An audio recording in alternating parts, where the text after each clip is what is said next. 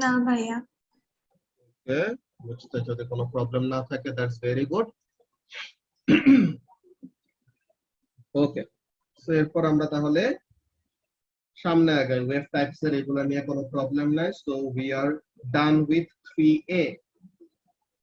And exam practice and এইসব করতে সময় কি প্রবলেম ফেস করছো কোনো?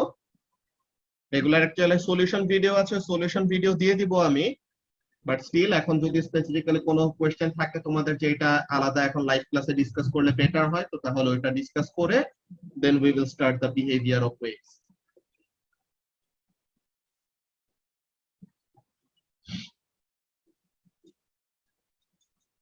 ওকে, সো কোনো প্রবলেম। আচ্ছা, 5 কি এক্সাম প্র্যাকটিসার না? এই যে এটা 5 এর B, calculate the thickness of the steel rail. থিকনেসটা কিভাবে বের করব? দেখো এই যে এটা কি করবে, একো হবে না যে যাবে এন্ড ফেরত আসবে নাকি? সরি প্রভা, ওয়েভটা কি করবে, যাবে এন্ড ফেরত আসবে, তাই তো? ওই যে বলেই দিছে যে পালস ইকো টেকনিক ইউজ করতেছে, যে sound wave pulse echo technique can be used to find the thickness of old railway lines. A probe emitted a sound pulse into a steel rail and detected the echo. The pulse and its echo are shown on the oscilloscope trace below. So তাহলে এই যে পালসটা ছাড়ছে and ওইটার একোটা কখন ফেরত পাইছে, এখানে থেকে আমরা কি পাবো, টাইমটা পাবো যে যাইতে এন্ড আসতে কতটুকু সময় লাগলো, তাই তো? এন্ড এখানে আমাদেরকে অলরেডি কি বলে দিছে, স্পিড বলে দিছে। তো আমরা স্পিড জানি এন্ড টাইম জানি। সো তাহলে একো মেথডের v is equal to 2d/t, এখানে থেকে ডিসটেন্সটাকে সাবজেক্ট করে আমরা ডিসটেন্স বের করতে পারবো না? হ্যাঁ। সো এইভাবে করে করব আর কি, থিকনেসটা ওইভাবে করে আসবে যে কতটুকু থিক, যে যত থিকনেসের হবে এই যে এতটুকু থিকনেস নিচে গেল উপরে আসলো, তো তাহলে ওখানে থেকে বের করছি। বুঝতে পারছো? ওকে, আর কারো কি কোনো স্পেসিফিক কোশ্চেন আছে যে যেটা নিয়ে ডিসকাস করলে পরে তোমাদের এখন ভালো হয় এমন টাইপের কিছু? নাফিসের কি অবস্থা, পড়ালেখা হচ্ছে বাসায় ঠিক মতো?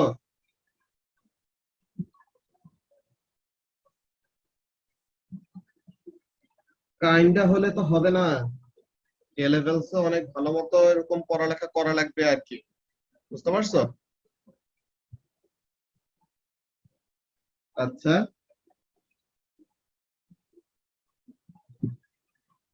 তো তাহলে কারো যদি কোনো কোয়েশ্চেন না থাকে, so let's start the behaviour of waves.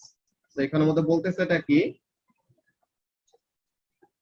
এখানে আমরা একটু এই জিনিসগুলো অনেক করি না, এখানের মধ্যে অনেক মজার মজার জিনিস লেখা থাকে আর কি, ঠিক আছে? তোমরা একটু এগুলা পড়ো, ভাল লাগবে আর কি, অনেক কিছু বুঝতে পারবে যে কোনটা কেন হচ্ছে। এন্ড তোমাদেরকে আজকে, আচ্ছা তোমাদেরকে কি সল্টার হর্নার্স এর বইয়ের পিডিএফ দিছিলাম আনিসা? না ভাইয়া। আচ্ছা, সো এখন তোমাদের অলরেডি টাইম হয়ে গেছে ওই বইটা পড়া শুরু করে দেওয়া। ওকে, তো সল্টার হর্নার্স এর ওই বইটা অন্য একটা মেথডে লেখা। আমরা এখানের মধ্যে কি করতেছি আনিসা, আমরা এখানের মধ্যে থিওরিটা পড়তেছি, অ্যাপ্লিকেশন গুলি মাঝে মাঝে আমি কয়েকটা বলি যে এই সব জিনিসগুলো এই এই কাজে ইউজ করা যাইতে পারে, এমন টাইপের ব্যাপার। ওকে, সল্টার হর্নার্স এর অ্যাপ্রোচটা একদম উল্টা।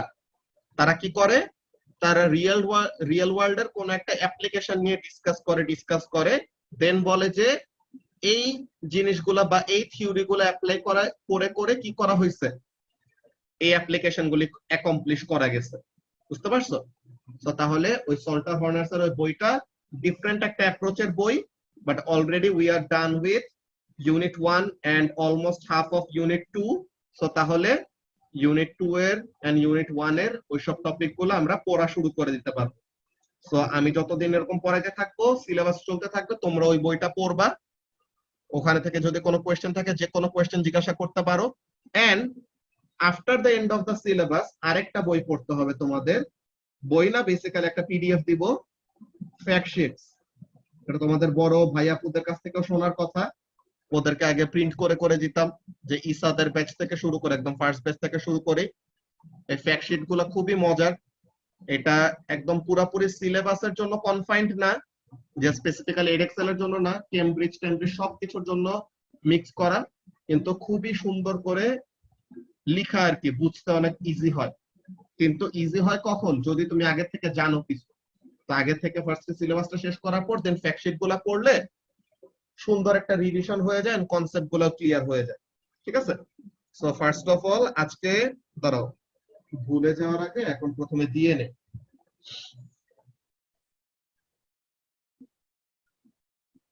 না ওইটা করব না এখন, ফার্স্টে আমরা সিলেবাসটা এরকম আগাচ্ছি, ঠিক আছে নাফিস? এরপরে আমরা এন্ড অফ দা সিলেবাসের পর দেন ওরকম আবার রিক্যাপে যাব, ঠিক আছে? আচ্ছা, সো সল্টার হর্নার্স এর বই না, 1 মিনিট।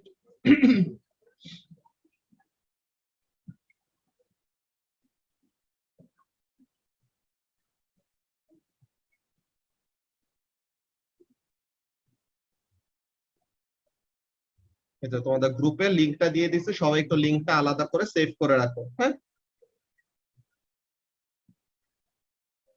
এখানে থেকে পিডিএফটা সবাই নামায় ফেলো। সল্টার হর্নার্স এর বইটা খুবই মজা পাবা পড়ে, বুঝছো?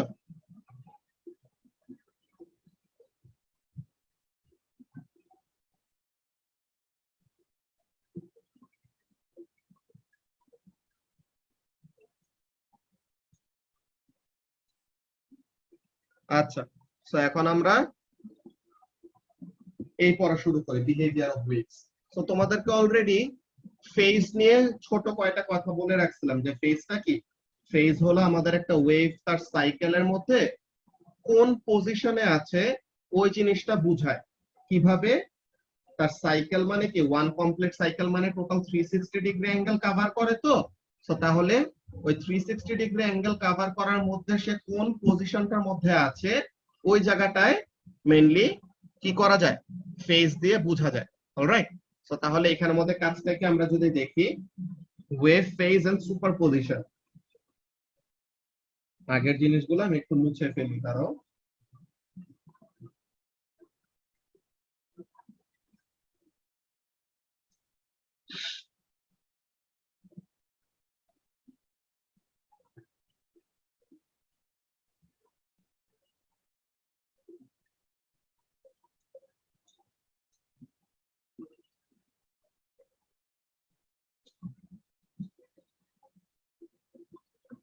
ওকে, সো এখন এখানের মধ্যে খেয়াল করো কাজটা কি। Phase, all points in a wave will be at some position through their cycle of oscillation. So তাহলে যে কোন একটা পয়েন্ট অফ দেয়ার সাইকেলের মধ্যে তারা কি এক্সিস্ট করবে। সো তাদের সাইকেল মানে কি, ওয়ান কমপ্লিট সাইকেল মানে হলো 360 ডিগ্রি, এমন টাইপের ব্যাপার। ওকে, তো বলতেছে কি, some of these positions in their cycle have their own names, কেমন, such as peak or crest, trough or compression or rarefaction, এরকম। এরা কি, এরা হলো স্পেশাল কয়টা পয়েন্ট যাদেরকে আমরা আলাদা নাম দিলে মনে রাখতে পারি। কিন্তু সবগুলা পজিশনের জন্য নাম দিতে গেলে তো আমাদের হবে না, তাই না? তো প্রত্যেকটা পজিশনের জন্য আমরা নাম না দিয়ে তাদেরকে কি করি, একটা নাম্বার দিয়ে বা একটা অ্যাঙ্গেল দিয়ে রেফার করি। ওকে, তো তাহলে এই ক্রেস্ট, এই trough or center of compression, center of rarefaction, এই সবগুলাকে আলাদা আলাদা ভাবে আমরা সিগনিফাই করতে পারি। ইয়েস, অন্যগুলাকে যে করা যাবে না এমন না, যাবে, কিন্তু কি হবে, ব্যাপারটা খুবই কাম্বারসাম হয়ে যাবে, প্রত্যেকটার জন্য আলাদা আলাদা নাম। তো এর চেয়ে আমরা তাদেরকে কি করি, নাম্বার দিয়ে ডিফাইন করি। তো কেমন, the remaining points to a cycle are important. তো তার মানে বাকি পয়েন্টগুলো যে ফালতু পয়েন্ট এমন না, তাদেরও কি আছে, সিগনিফিকেন্স আছে, কিন্তু কি করা যায় না, but there are too many to give them all names. তো সবাইকে আলাদা করে নাম দেওয়াটা পসিবল না। তো কি করা হয়, we describe any position through a cycle by number referred to as phase. So তাহলে তার সাইকেলে সে কোন পজিশনে আছে ওই জিনিসটা বোঝানোর জন্য আমরা কি করি, ফেজ ওয়ার্ডটা ইউজ করি। সো কাজটা কি, a complete cycle is considered to be equivalent to rotating a complete circle. যে একটা কমপ্লিট সাইকেল একটা ওয়েভ যে কভার করে, ই আল্লাহ কি আসলাম এটা, সো একটা কমপ্লিট সাইকেল যদি একটা ওয়েভ কভার করে, সো তাহলে সে কত ডিগ্রি অ্যাঙ্গেল কভার করলো, 360 ডিগ্রি অ্যাঙ্গেল কভার করছে, অর 2 পাই রেডিয়ান এই অ্যাঙ্গেলটা কভার করছে। আমাদের এসআই ইউনিট অফ অ্যাঙ্গেল হলো রেডিয়ান, ঠিক আছে? আমরা এসআই ইউনিট ইউজ করি তো মোস্ট অফ দা টাইম। তো তাহলে আমাদের কি ইউজ করা লাগবে? ডিগ্রি ইউজ না করে এখন থেকে we will have to be habituated with what? Radian. Okay, so 2 pi radian মানে কত? 360 ডিগ্রি। এগুলো তোমরা ম্যাথস থেকে অলরেডি জানো। তো কি কথা? So the phase position will be an angle measurement where a complete cycle is equivalent to 360 degree. তো তার মানে একটা কমপ্লিট সাইকেল হলো 360 ডিগ্রি। এই সাইকেলের যে কোনো একটা পজিশনে কি করতে পারে? ওয়েভটা এক্সিস্ট করতে পারে। সো তাহলে তার পজিশনটাকে বোঝানোর জন্য বা সিগনিফাই করার জন্য আমরা কি ইউজ করব? অ্যাঙ্গেল ইউজ করে রেফার করব। তো ব্যাপারটা কেমন ভাবে কাজ করতেছে খেয়াল করো। সো দিস ইনিশিয়ালি অবজেক্টটা এখানে আছে 0 ডিগ্রি অ্যাঙ্গেলে, তার ডিসপ্লেসমেন্ট কত? এখানে 0। এখন সে এই জায়গাটায় উঠলো, এখানে তার ডিসপ্লেসমেন্ট কতটুকু? সে এতটুকু হাইট উপরে উঠছে। ওকে, এখন সে কতটুকু অ্যাঙ্গেল কভার করছে Anisa? This is the amount of angle covered by the wave, নাকি? হ্যাঁ। ওকে, এখন আচ্ছা আজান দিয়ে দিচ্ছে, আমরা ধরো 1 মিনিট পরে নামাজ পড়ে করব, ঠিক আছে? এখন সে এইখানে গেল। So this is the displacement, যে এতটুকু হাইট উপরে উঠছে। So this is the displacement, কিন্তু কতটুকু অ্যাঙ্গেল কভার করছে? This is the amount of angle cover. X axis আমরা যদি অ্যাঙ্গেল দিয়ে দেখি, this is the angle covered by the wave. And 90 degree angle যদি কভার করা হয়, এটা হলো আমাদের স্পেশাল একটা পজিশন, যার আমরা আলাদা নাম বলি। কি নাম বলি? তাকে ক্রেস্ট বলি, তাই তো?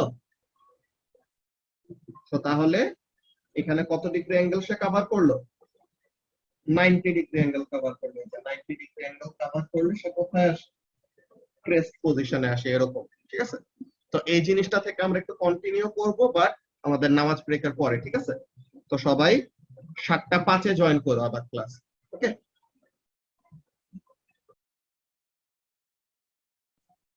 ওকে। সো আমরা নামাজ ব্রেকের আগে ফেজ নিয়ে ডিসকাস করতেছিলাম, যে ফেজ দিয়ে আমরা বেসিক্যালি কি করি? ওয়েভটা তার সাইকেলের কোন পজিশনে আছে ওই জিনিসটা বের করি, ঠিক আছে? তো এখন মনে করো আমরা তো 90 ডিগ্রি পর্যন্ত দেখছিলাম। হোয়াট অ্যাবাউট সে যদি এইখানে যায়, এখানে থেকে দাঁড়াও করি, এই জায়গাটায় দিলাম। এখন দেখো ইন্টারেস্টিং ব্যাপারটা কি? ইন্টারেস্টিং ব্যাপার, ডিসপ্লেসমেন্টটা যদি আমরা সবাই খেয়াল করি, ডিসপ্লেসমেন্টটা দেখো, এইখানের ডিসপ্লেসমেন্ট আর এইখানের ডিসপ্লেসমেন্ট দুটোটা কি সেম না? যে এই জায়গাটায় আর এই জায়গাটায়, এই দুটো জায়গায় কি ডিসপ্লেসমেন্ট একদম সেম, রাইট? সো এই যে ডিসপ্লেসমেন্ট দোনো জায়গায় সেম, তো জাস্ট ডিসপ্লেসমেন্ট যদি আমাদেরকে বলা হয়, আমরা কিন্তু কখনো বুঝতে পারবো না যে ওয়েভটা তার সাইকেলের কোন পজিশনে আছে। তো তাহলে এখানে আমাদের স্পেসিফিক্যালি এই যে এত ডিগ্রি অ্যাঙ্গেল যে কভার করছে, তো সে অ্যাঙ্গেলটা বললে পরে যে তার সাইকেলের কোন পজিশনে আছে, এটা বললে পরে তখন আমরা এখানে থেকে বের করতে পারবো। ওকে, তো ফেজের ব্যাপারটা আই হোপ তোমাদের আগেও বলে রাখছিলাম, এখন আই হোপ একটু ক্লিয়ার হয়ে গেছে। আমরা নিচে আর একটু পরে দেখবো যে কি কি বলতেছে, ঠিক আছে? কারো কি কোনো কোয়েশ্চেন আছে এখন পর্যন্ত?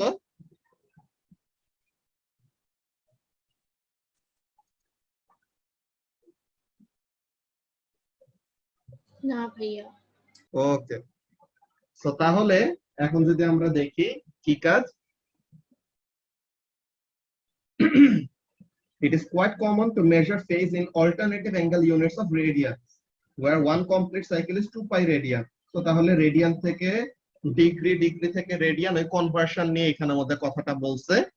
এটা নিয়ে তো এই কনভার্সন নিয়ে কি কারো কোনো প্রবলেম হয় কনভার্ট করতে? কাবিও?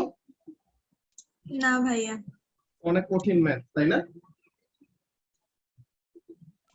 না।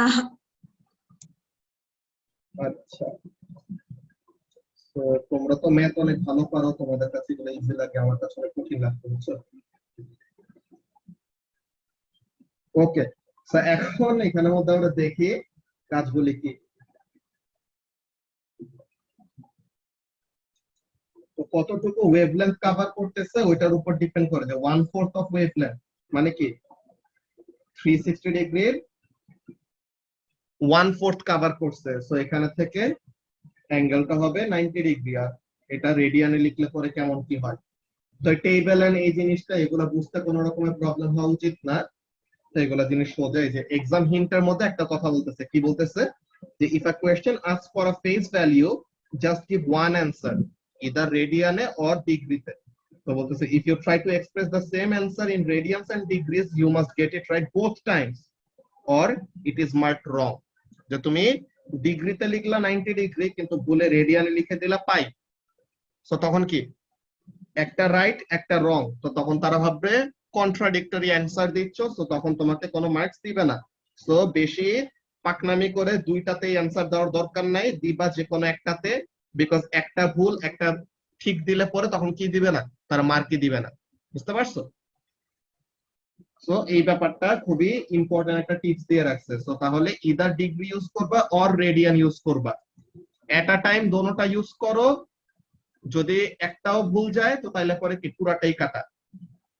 তো তাহলে যে কোনো একটাতে স্টিক করবা তাহলে বেটার। ওকে, আচ্ছা, ওয়েভ ফ্রন্ট কি জিনিস ছিল? ওয়েভ ফ্রন্টের ব্যাপার মনে আছে? ওয়েভ ফ্রন্ট জিনিসগুলা কি? ওয়েভ ফ্রন্ট এন্ড রে। হ্যাঁ, ওয়েভ ফ্রন্ট আর রে এই দুইটা জিনিসের কনসেপ্ট আমাদের একটু ক্লিয়ার হওয়া লাগবে।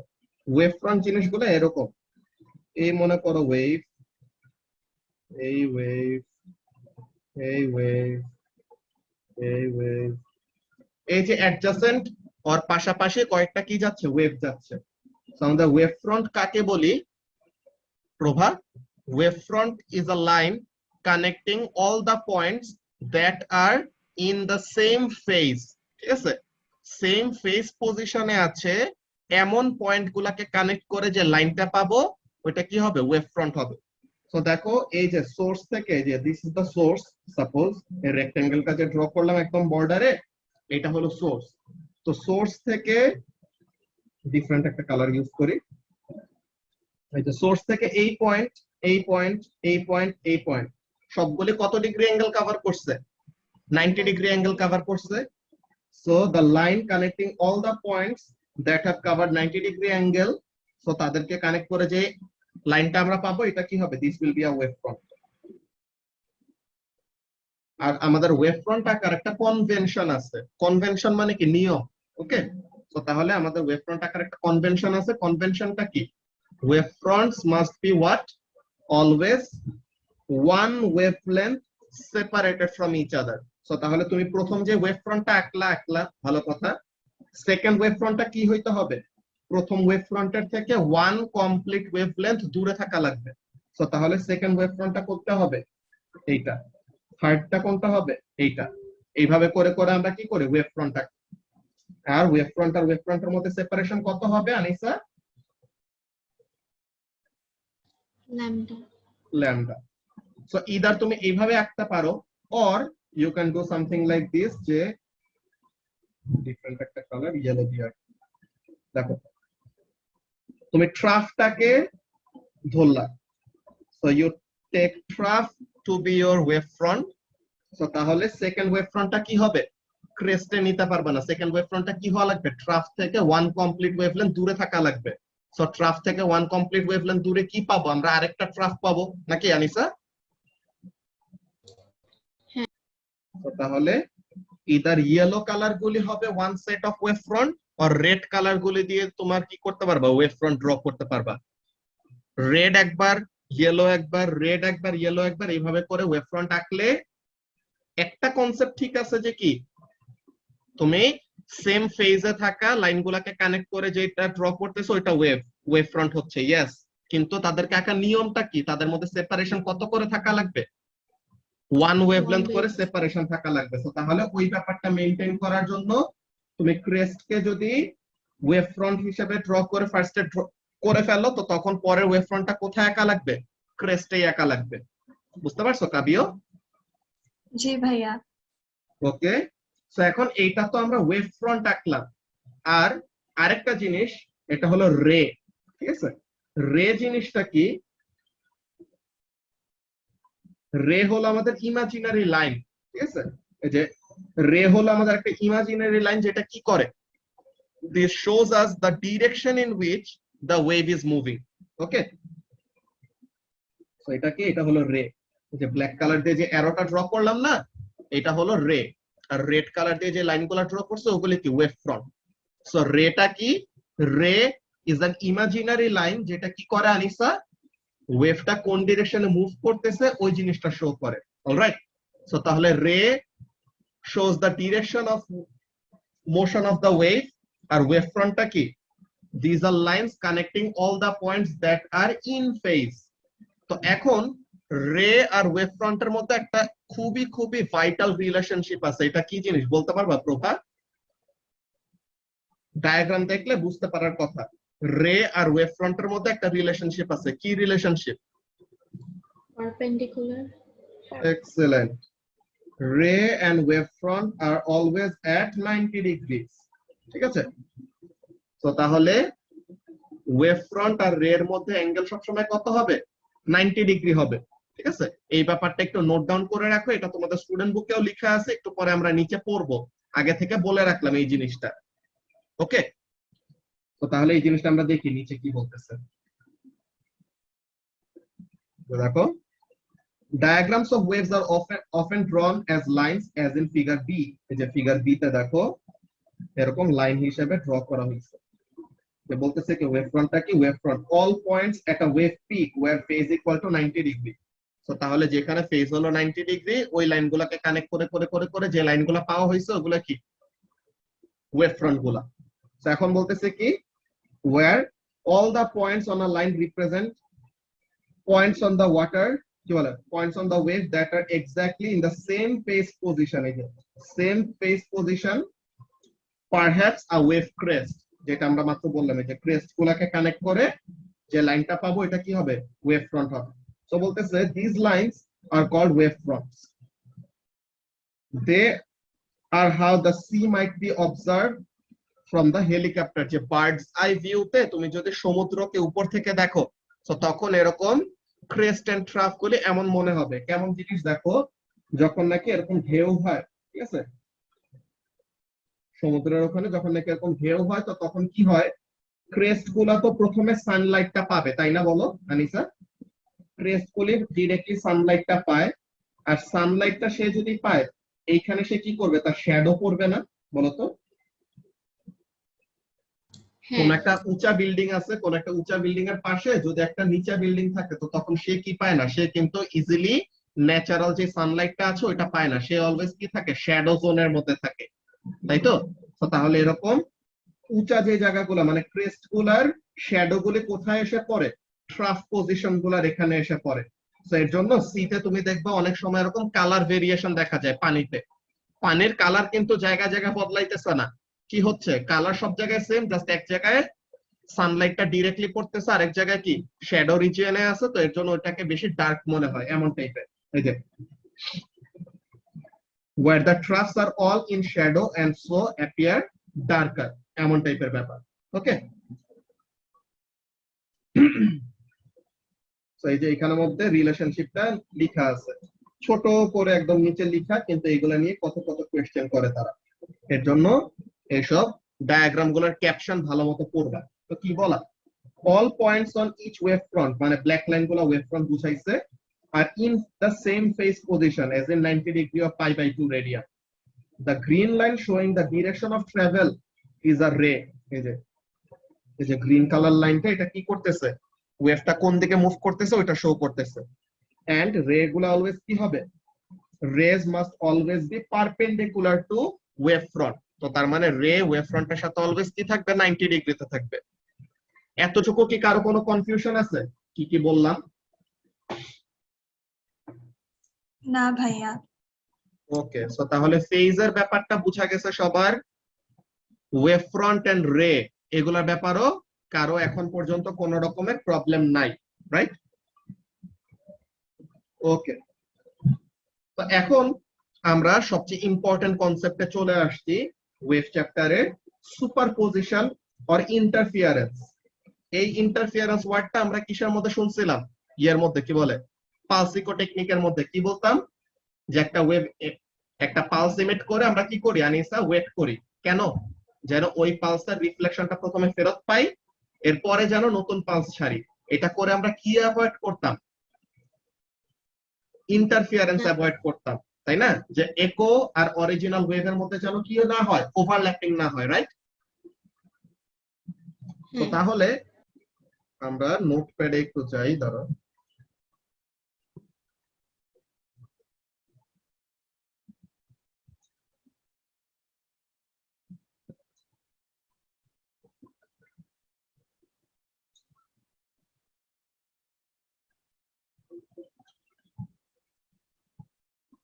আচ্ছা, তো এখন এখানের মধ্যে দেখি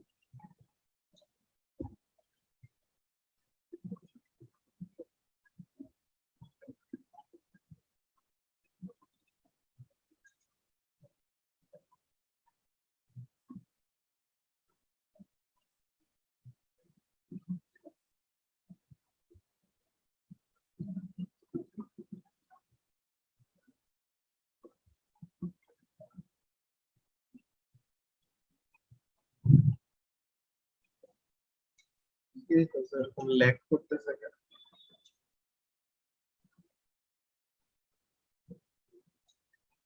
Okay.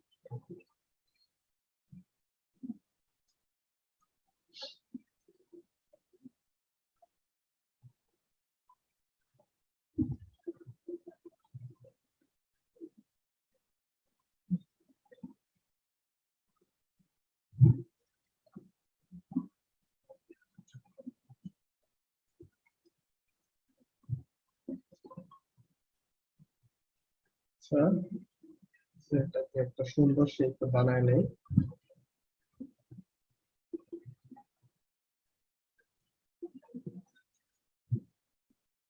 কি হলো?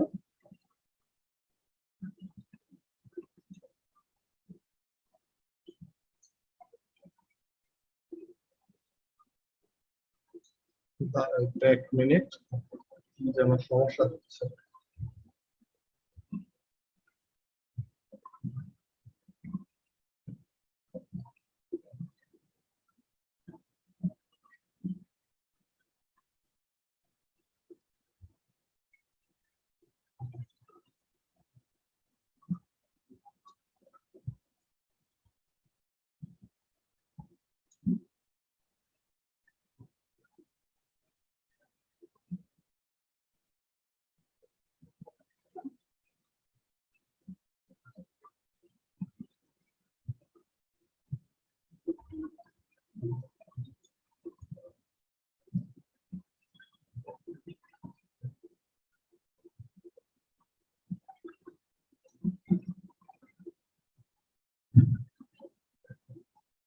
ওকে,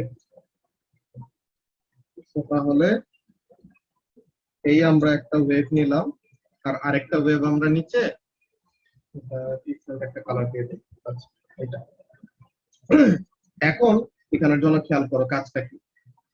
ফার্স্ট অফ অল এইখানে একটা সিঙ্গেল ওয়েভ আছে, ওকে? তো এই ওয়েভের কি থাকবে, নিজের একটা ডিসপ্লেসমেন্ট থাকবে। আমরা ফোর্স নিয়ে কি বের করতাম আনিসা, রেজাল্টেন্ট ফোর্স বের করা শিখছি না আমরা?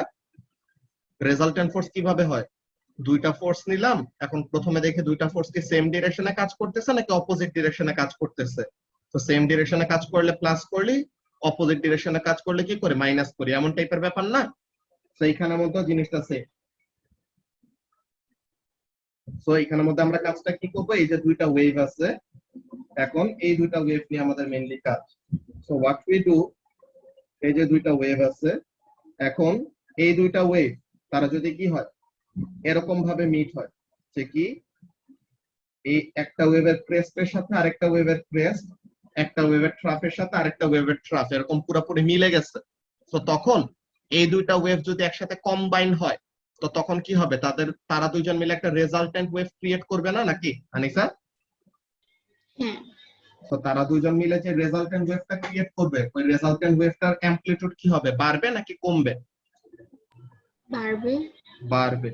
সো এই যে দুইটা ওয়েভ মিলে তাদের রেজাল্টেন্ট অ্যামপ্লিটিউডটাকে বাড়ায় দেয়, এইটা হলো এক টাইপের সুপারপজিশন, যাকে আমরা এক নামে ডাকি, কি বলি, কনস্ট্রাকটিভ সুপারপজিশন। ঠিক আছে, কনস্ট্রাকটিভ মানে কি, যেখানে একজনের সাথে আরেকজন কি করে, একজনের সাথে আরেকজন ম্যাচ হয়ে কি হয়ে যায়, মিলে যায়। ওকে, অর একটা ওয়েভ আরেকটা ওয়েভকে কি করবে, এনহান্স করবে, রিইনফোর্স করে ভ্যালু বাড়ায় দিবে। তো কনস্ট্রাকটিভের উল্টাটা কি হবে আনিসা? ডিস্ট্রাকটিভ। ডিস্ট্রাকটিভ, এইটাই। সো তাহলে ডিস্ট্রাকটিভ সুপারপজিশন নামেরও আরেকটা জিনিস আছে, যখন কি হয়, যখন এই ব্যাপারটা হয়। কি জিনিস,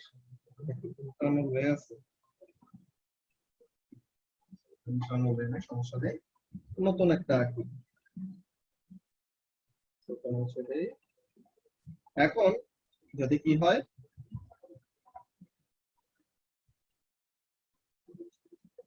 এরকম একটা ওয়েভ, ঠিক আছে, এরকম একটা ওয়েভ যদি এই ওয়েভটার সাথে মিট করে, তো তখন কি হবে, দেখো এই ওয়েভের ক্রেস্ট আর এই ওয়েভের ট্রাফ মিট করতেছে। সো একজন আরেকজনের ডিসপ্লেসমেন্টটা কম্বাইন যখন হবে দুইজন, তো একজন আরেকজনের ডিসপ্লেসমেন্টকে কি করবে, বাড়ায় দিবে নাকি কমায় দিবে? কমাই দিবে, ক্যান্সেল আউট হয়ে যাবে। কমায় দিবে। এক্স্যাক্টলি ক্যান্সেল আউট হবে নাকি না ওটা ডিপেন্ড করবে ডিসপ্লেসমেন্ট দুইটা সমান নাকি। ডিসপ্লেসমেন্ট সমান এন্ড অপোজিট হলে ক্যান্সেল আউট, ইয়েস। আর যদি একটা বেশি হয় একটা কম হয় তখন কি, দুজন মিলে কমাবে, কতটুকু কমাবে ওটা ডিপেন্ড করবে তাদের ভ্যালু গুলার উপরে। বাট মেইন কনসেপ্টটা কি, মেইন কনসেপ্টটা হলো, যদি একটা ওয়েভের ক্রেস্টের সাথে আরেকটা ওয়েভের ক্রেস্ট মিট করে, আর একটা ওয়েভের ট্রাফের সাথে আরেকটা ওয়েভের ট্রাফ মিট করে, তো তখন কি করবে, both of them will combine together and make a bigger wave. আর যদি দুইটা ওয়েভ কি হয়, একটা ওয়েভের ক্রেস্টের সাথে আরেকটা ওয়েভের ট্রাফ মিট করে, আর একটা ট্রাফের সাথে একটা ক্রেস্ট মিট করে, তো তখন কি হবে, একজন আরেকজনের সাথে কম্বাইন হয়ে তারা কি রেজাল্টেন্ট ওয়েভটাকে বড় বানাবে নাকি ছোট বানাবে? ছোট বানাবে। ছোট বানাবে। সো ওইরকম টাইপের সুপারপজিশন বা ওইরকম টাইপের ইন্টারফিয়ারেন্সকে আমরা কি বলবো, ডিস্ট্রাকটিভ ইন্টারফিয়ারেন্স বলবো। ঠিক আছে, তো এটা হলো ফার্স্ট অফ অল কনসেপ্ট কিসের, সুপারপজিশনের। ওকে, তো এখানের মধ্যে সুপারপজিশনের মেইন কথাটা কি, তারা একটা কাজ করে নেই, প্রেজেন্টেশন দেখো 1 মিনিট।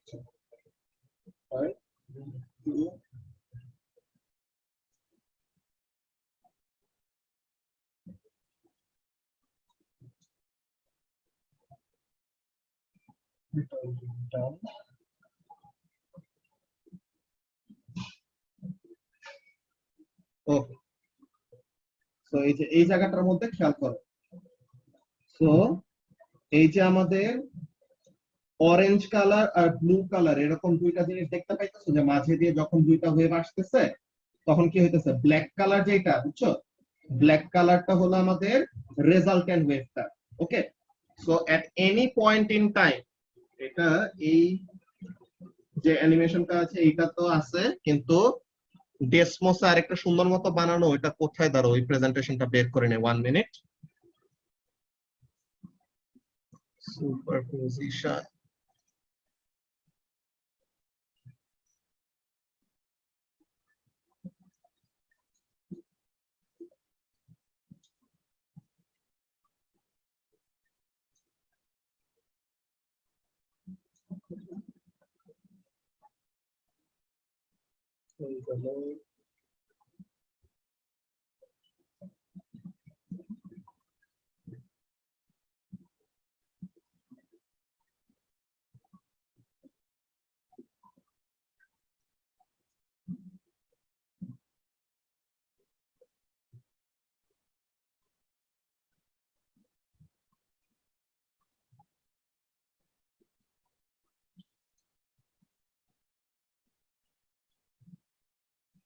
হ্যাঁ এই অ্যানিমেশনের মধ্যে অনেক সুন্দর মতো দেখা যাচ্ছে, আরো কতগুলো আছে, আরো সুন্দর সুন্দর আছে, বুঝছো মাসরিক, ওখানে থেকে একটা বের করতেছি।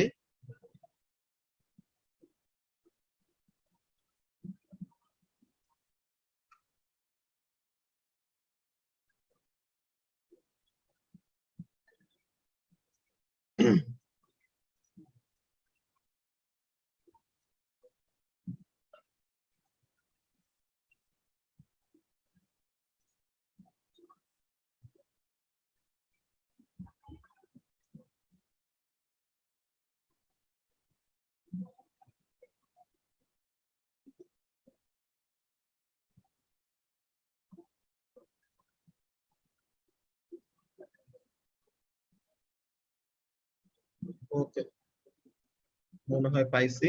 1 মিনিট।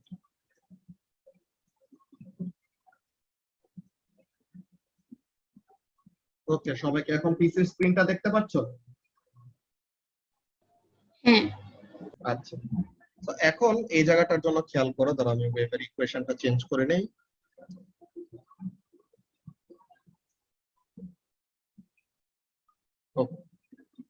এখন এখানের মধ্যে কাজটা কি, লেটস সি। একটু আগে যেটা ছিল মাইনাস যেটা ছিল, এখানের মধ্যে কাজটা কি হচ্ছে খেয়াল করো।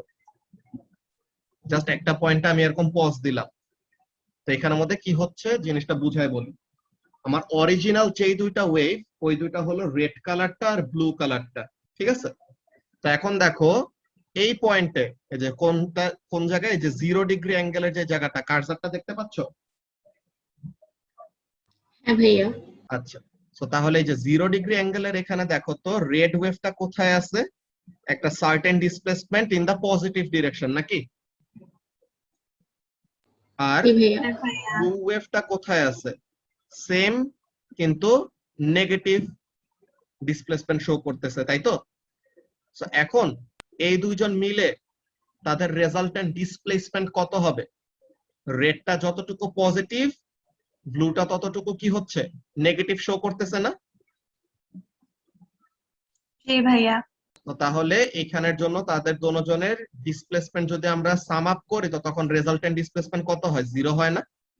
সেই যে এখানের মধ্যে কি আসতেছে, the resultant displacement at this position is কত, 0।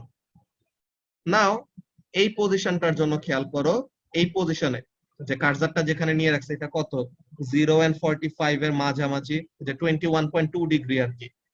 সো এখন এখানে 21.2 ডিগ্রির এখানে ব্লু ওয়েভটা কোথায় আছে, এক্স অ্যাক্সিসে, তাই তো আনিসা?